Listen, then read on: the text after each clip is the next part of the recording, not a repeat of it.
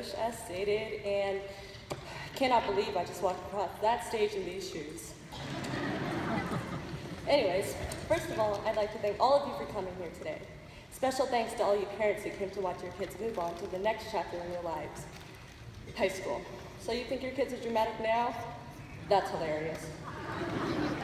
Trust me, parents, you don't know the half of it. I believe your kids are at least 421% more spice than sugar. In all seriousness, the whole campus, myself included, watched not only the dramatic,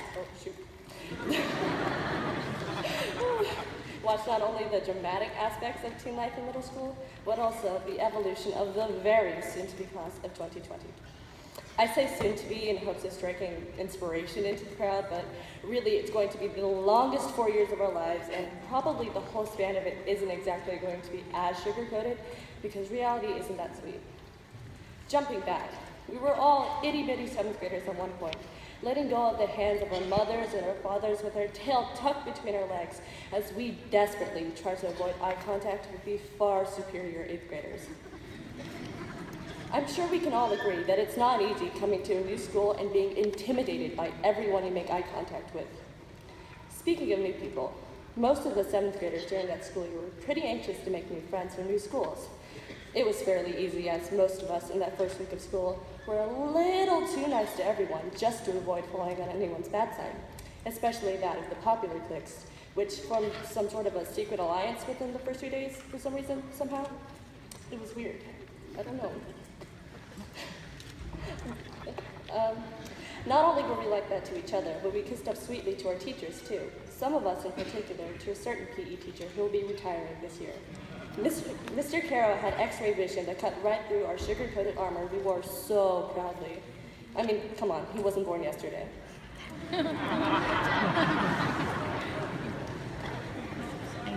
With the passing trimesters, the new 7th graders grew more comfortable with their surroundings, and the teachers grew more comfortable with their students.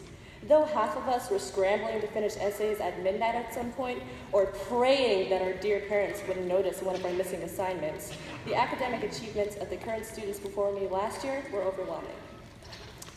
As we grew closer to summer, we grew older, but definitely not more mature. Though some of our sweet little 6th grade selves were long gone, with each passing day of summer that we spent rotting in our rooms, spooning bags of chips and cups of froyo, we knew we grew closer to ruling the school. And then, before we knew it, August came. And with it came the 8th grade school years of 2015 and 2016. In the beginning of 8th grade, we still admittedly felt like 7th graders, but that didn't stop us from awkwardly treating the new 7th graders like babies, especially with every new dance move that burst from the depths of the internet. It's been months, and they still dab every single day. I'm on PSN, the Pioneer Student News, and I cannot film a single video without a 7th grader dabbing on camera. Parents, dabbing isn't a drug, but that's not saying you shouldn't be worried about your 7th grade kids anyway. But baby 7th graders and overrated dance moves is not what I wrote this speech about, and that's all beside the point. In fact, you may have noticed a recurring theme here. Sugar and spice, the heck is this girl talking about? The reason why I use this metaphor was because with all the ways to incorporate sweetness or spicy flares into culture, it reminded me of the students at Pioneer, each with their own personalities, entirely unique, most of which bring the best of both worlds. I think I can vouch for all the 8th graders when I say that we've had a heck of a sweet ride here at Pioneer. It wasn't all necessarily sugar and spice and everything nice, but we did cry together, laugh together, and learn together, and that's what's important. So thank you to the teachers who put up with us, the parents who cared for us, and especially the students who shaped the 2014 and 2016 school years at Pioneer Junior High School.